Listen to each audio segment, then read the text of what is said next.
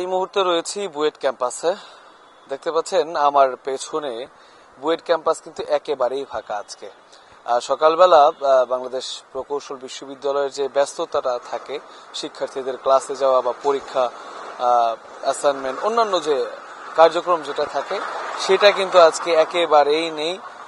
কারণ আপনি জানেন যে গতকাল রাতেই শাহবাগ মোড়ে তাদের যে শাটডাউন কর্মসূচি ছিল সেই শাটডাউন কর্মসূচিতে তারা কিন্তু সবশেষ একটি প্রেস ব্রিফিং করে কিন্তু তারা জানিয়ে দিয়েছিলেন যে আজকে ব্লকেট কর্মসূচি থাকবে না, তবে বাংলাদেশের সকল প্রকৌশল যে বিশ্ববিদ্যালয়গুলো আছে সব বিশ্ববিদ্যালয়গুলোতে ক্লাস তারা বর্জন করেছেন এবং কমপ্লিট শাটডাউন ঘোষণা করেন কালকে রাতেই।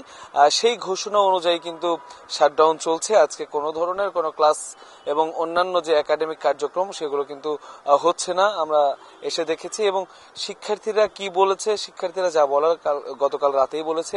আজকে কথা বলার জন্য কোনো শিক্ষার্থী এখনো পর্যন্ত আমরা পাইনি, কারণ পুরো ক্যাম্পাসে কোনো শিক্ষার্থী এখন আর নেই। মমি, আরো জানিয়ে রাখতে চাই, গতকাল কিন্তু উপদেষ্টাদের সাথে রেল ভবনে তাদের একটা সভা হয়। সেই সভায় তারা কিন্তু তাদের যে দাবি দাওয়াগুলো আছে সেই দাবি দাওয়াগুলো তুলে ধরার পর তারা শাহবাগে এসে যে প্রেস ব্রিফিংটা করেছিলেন তখন কিন্তু তারা স্পষ্ট জানিয়ে দিয়েছিলেন যে উপদেষ্টাদের সাথে তাদের দাবি দাওয়া নিয়ে যে মিটিংটা হয়েছে সেই মিটিংটা আসলে ফলপ্রসূ হয়নি। তারা কিন্তু এটাতে এই মিটিং এ তারা যেটা বলেছেন সেই বলায় কিন্তু তারা সন্তুষ্ট হননি। এবং তারপরে তারা বলেছেন যে জনদুর্ভোগের কথা চিন্তা করে তারা কিন্তু ব্লকেট কর্মসূচি তারা কিন্তু সরিয়ে নেন।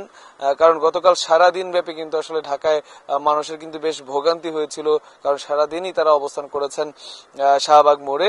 এবং এর ফলে যে ভোগান্তিটা হয়েছে সেই ভোগান্তিতে তারা দুঃখ প্রকাশ করে বলেছেন যে ভোগান্তি কমানোর জন্য শুধুমাত্র তাদের এই ব্লকেট কর্মসূচি থাকবে না, তবে শাটডাউন কর্মসূচি যেটা সব প্রকৌশল বিশ্ববিদ্যালয় সেটা হবে। এবং আজকে বিকেল 5টায় তারা ইঞ্জিনিয়ার্স ইনস্টিটিউটে রমনায় তারা একটা সংবাদ সম্মেলন করবে। সেই সংবাদ সম্মেলন থেকে আসলে পরবর্তীতে কি ধরনের পদক্ষেপ নেওয়া যেতে পারে বা আন্দোলনটা কোন দিকে যাবে সেই দিক নির্দেশনা আসলে আসবে বলে তারা আমাদেরকে জানিয়েছেন।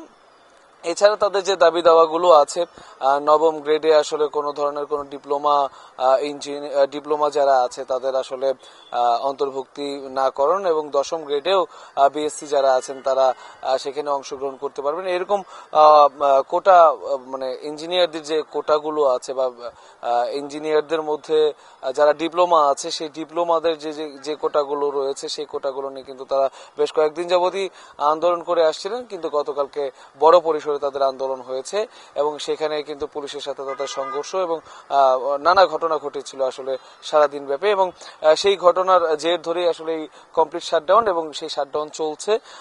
এবং এখনো পর্যন্ত আসলে কোনো জায়গায় কোনো ক্যাম্পাসেই সেই ধরনের কোনো ঘটনা ঘটেনি। যদি পরবর্তীতে কোনো আপডেট থাকে অবশ্যই জানিয়ে দেওয়া হবে। মমি।